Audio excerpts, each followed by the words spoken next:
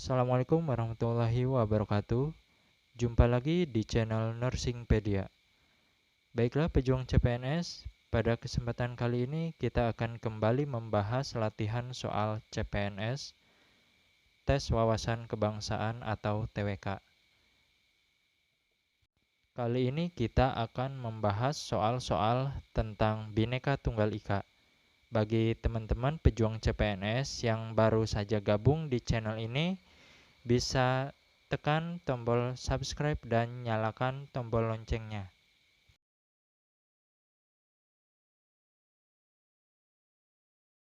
Langsung kita masuk ke soal yang pertama.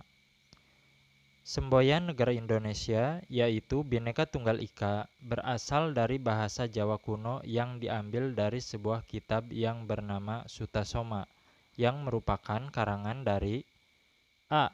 Empu Tantular, B. Empu Prapanca, C. Empu Gandring, D. Empu Sendok, atau E. Empu Supo. Dan jawaban yang tepat untuk soal nomor 1 adalah A. Empu Tantular. Kalimat Bhinneka Tunggal Ika diambil dari kitab Sutasoma karangan Empu Tantular pada masa kerajaan Majapahit sekitar abad ke-14. Bhinneka Tunggal Ika sering diterjemahkan walaupun berbeda-beda namun tetap satu. Soal nomor 2. Negara Indonesia adalah negara yang dapat mengakui dan menghormati akan adanya perbedaan. Salah satu bentuknya adalah penghormatan terhadap adanya perbedaan agama. Hal ini merupakan isi dari A. Pasal 31 ayat 3 Undang-Undang Dasar 1945, B. Pasal 30 ayat 1 Undang-Undang Dasar 1945, C. Pasal 29 ayat 2 Undang-Undang Dasar 1945, D. Pasal 28 Undang-Undang Dasar 1945, atau E. Pasal 26 ayat 1 Undang-Undang Dasar 1945.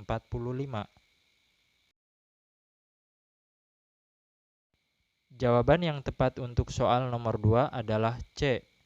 Pasal 29 ayat 2 Undang-Undang Dasar 1945.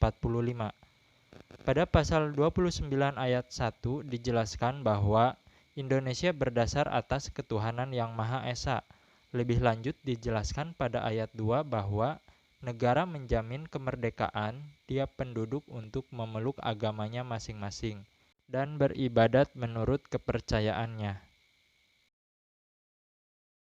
Selanjutnya soal nomor 3.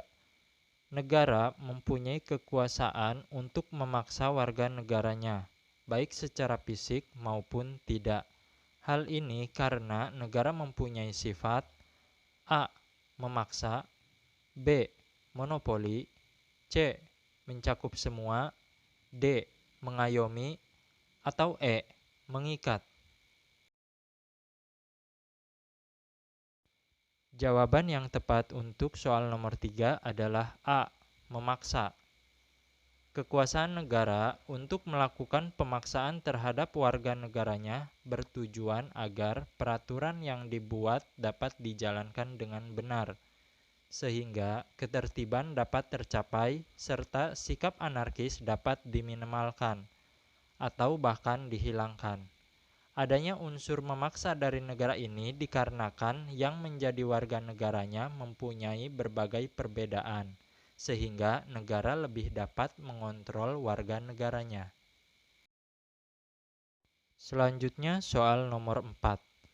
Terbentuknya suatu negara harus memenuhi beberapa unsur yang terbagi menjadi dua klasifikasi, yaitu deklaratif dan konstitutif.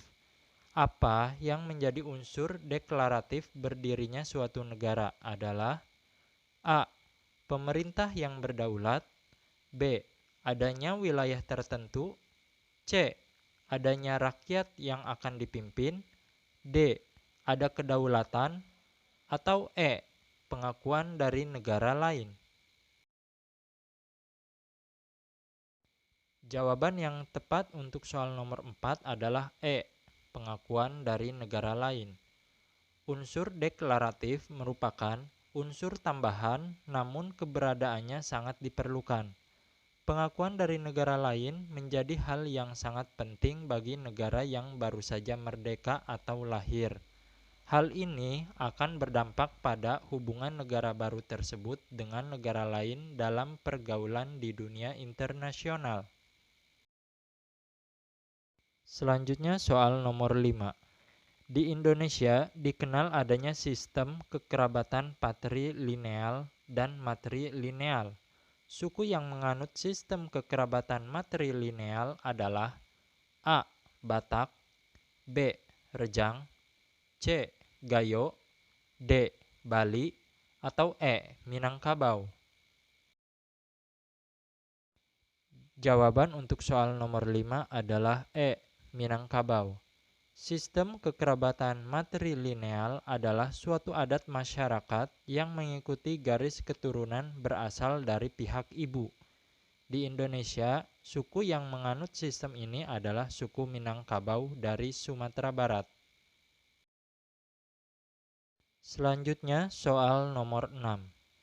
Macam demokrasi yang merupakan gabungan dari demokrasi perwakilan dan demokrasi langsung adalah A. Demokrasi rakyat, B. Demokrasi konstitusional, C. Demokrasi perwakilan sistem referendum, D. Demokrasi formal, atau E. Demokrasi material. Jawaban yang tepat untuk soal nomor 6 adalah C. Demokrasi perwakilan sistem referendum.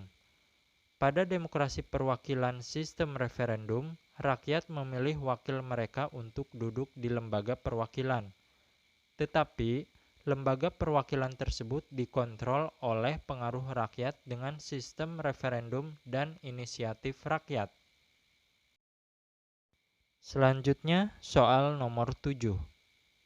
Pada prinsip demokrasi dikenal adanya pengakuan hak minoritas. Peranan negara untuk melindungi kaum minoritas adalah A. Negara melindungi hak semua warga negara tanpa membeda-bedakan. B. Adanya pembagian kekuasaan yaitu trias politika. C. Hukum mempunyai kedudukan tertinggi di suatu negara. D.